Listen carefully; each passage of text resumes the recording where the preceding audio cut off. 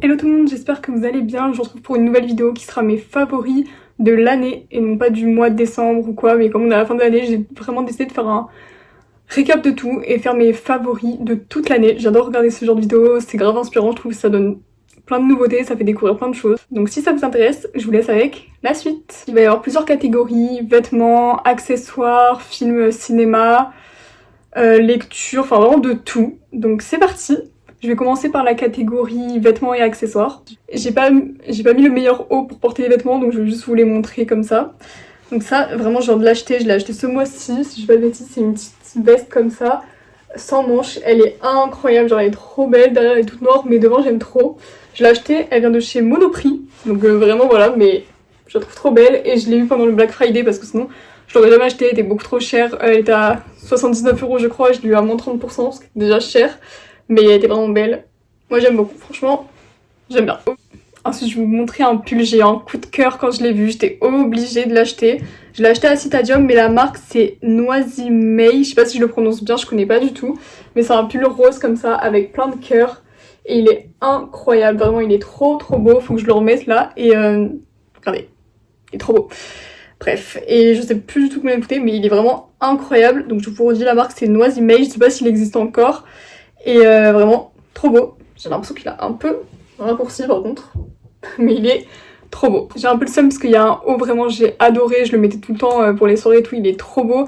Bon, c'était vraiment la mode cette année, c'est un haut léopard mais qui était croisé dans le dos, il est trop beau. Si je retrouve une photo je vous le mettrai, mais je l'ai pas avec moi donc malheureusement je pourrais pas vous le montrer, mais incroyable. Et il vient de chez Bershka, voilà, je pense vous pouvez le trouver partout, c'était tellement la mode cette année.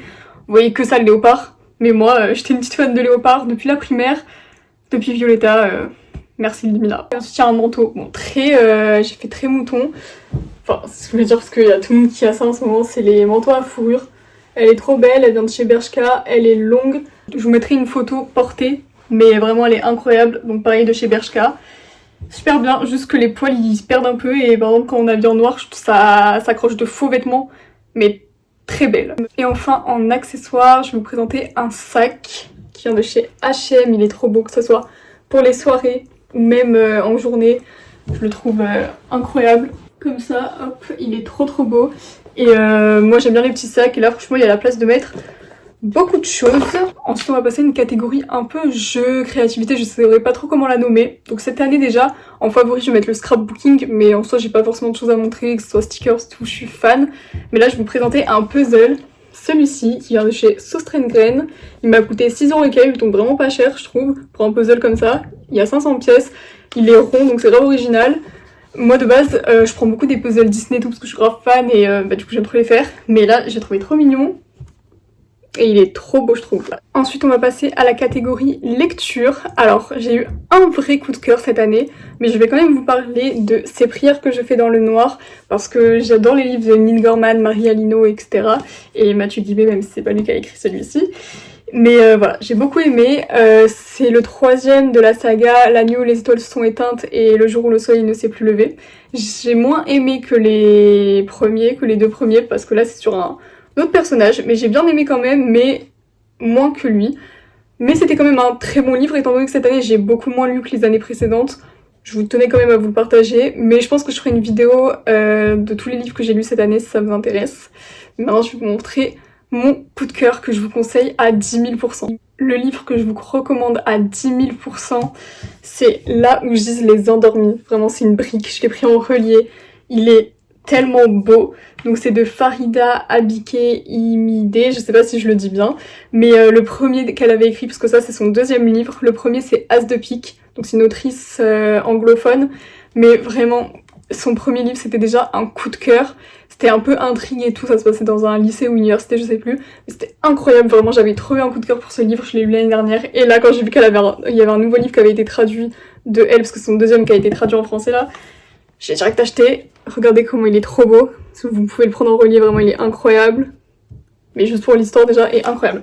Alors, je suis très nulle en résumé, mais je vais essayer de vous résumer, sinon allez voir sur internet parce que vraiment, moi quand je résume ça donne peut-être pas envie, mais le livre est incroyable, l'écriture est géniale, genre pour une traduction franchement c'est super bien traduit parce que la plume est incroyable, genre vraiment, on s'ennuie pas, les chapitres passent hyper vite, je l'ai mangé. Et donc on va suivre Saïd Hussein, je sais pas si je prononce bien le nom du perso principal, mais donc c'est une fille qui a toujours été scolarisée à la maison et qui pour la première fois va être scolarisée dans une école. Elle va être mise en colocation donc avec une autre étudiante, sauf qu'après une première journée passée ensemble, sa coloc de chambre va disparaître. Donc on va se demander qu'est-ce qui s'est passé, où est-ce qu'elle est passée. Et voilà, il y a plein de mystères, je sais pas comment vous décrire ce livre, il faut vraiment que vous lisiez, il est incroyable, genre il est incroyable, la couverture est incroyable, l'histoire est incroyable, la plume est incroyable et j'ai tellement hâte qu'un autre de ses livres soit traduit en français parce que j'ai vu qu'elle en avait écrit un ou deux autres. J'ai trop hâte. Et malgré qu'elle ait écrit pour l'instant que 2 livres, enfin un peu plus, 4 je dirais, mais en tout cas 2 traduits en français, je peux déjà dire que c'est une de mes autrices préférées, tellement les 2 étaient géniaux. Ensuite, je vais vous parler de mes films favoris de l'année, mais qui sont sortis au cinéma, du moins que j'ai pu aller voir au cinéma. Donc mes 2 favoris de l'année, en premier c'est Challengers, incroyable, avec Zendaya. Donc il y a un triangle amoureux, moi de base je suis pas trop fan de ça, mais c'est vraiment un peu métaphorique pour montrer l'amour du sport, l'amour de la compétition. J'ai adoré, et pareil de base je suis pas très fan des sauts dans le temps, machin et tout, et là on va suivre donc le présent, et en même temps il y a beaucoup de flashbacks et on revient dans le temps, enfin il y a beaucoup de retours en arrière et beaucoup de retours dans le présent, et c'était tellement bien fait, le film passe super vite, je me suis grave pas ennuyée, il était incroyable, genre quand je suis allée voir je m'attendais à rien, j'en entendais un peu parler sur les réseaux mais vite fait, j'ai adoré, genre vraiment j'ai adoré. Et ensuite, le deuxième film que j'ai beaucoup aimé cette année, que je suis allée voir là il y a quelques jours, c'est Wicked. J'ai vu pas mal d'avis français, comme quoi il y en a qui disaient qu'il se passait pas grand chose pendant le premier volume, parce qu'il faut savoir que le film il dure 2h24, donc c'est le premier, et le deuxième il sort que en fin d'année prochaine, c'est super long. Mais vraiment j'ai adoré, moi je me suis pas du tout ennuyée. Je suis pas la plus grande fan des comédies musicales, mais franchement j'ai beaucoup aimé. Juste une chanson que j'ai trouvée un peu longue, où moi j'avoue mon cerveau il a été un peu déconnecté. Mais en tout le film j'ai trouvé incroyable, je me suis pas du tout ennuyée, contrairement aux avis que j'ai vus. Je trouvais que, enfin franchement je sais pas, j'étais grave dedans, je me suis grave pas ennuyée. J'ai adoré les décors, les personnages, tout était bien, enfin moi j'ai vraiment hâte de voir la suite. Donc là j'ai vraiment cité ceux que j'ai vus au cinéma. Parce que oui, je sais, le Comte de Monte Cristo est sorti cette année, mais je suis pas allée le voir au cinéma, mais je l'ai vu chez moi. Et L'Amour ouf, je l'ai pas vu, donc je pourrais pas dire encore. Et voilà. Et après, d'habitude, j'aurais bien aimé mettre en favori mes petits Disney et tout, parce que j'ai vu Vice Versa 2 et Vaiana 2. Mais j'ai moins aimé que les premiers, donc ils se classent pas en favori. Ensuite, je vais vous parler de mes influenceurs favoris, enfin plutôt de mes youtubeuses préférées de l'année. Alors, il y a plein de personnes que je regarde sur YouTube, hommes et femmes, mais ça fait des années que j'adore regarder. Par exemple, en ce moment, enfin même depuis 2017, un truc comme ça, c'est les Tangurini, j'adore, je m'ennuie jamais devant leurs vidéos, j'ai qu'une hâte, c'est que leurs vidéos elles sortent. Mais c'est pas une découverte de l'année, donc je vais pas les citer, et comme tous ceux que je regarde depuis des années, je vais pas les citer même si je les adore. Alors, bon, je vais un peu tricher parce que la première que je vais vous citer, je l'ai découverte vers fin 2023, mais j'aime beaucoup trop. C'est la Golinval, elle fait des reacts aux franchises Shore et vraiment j'adore.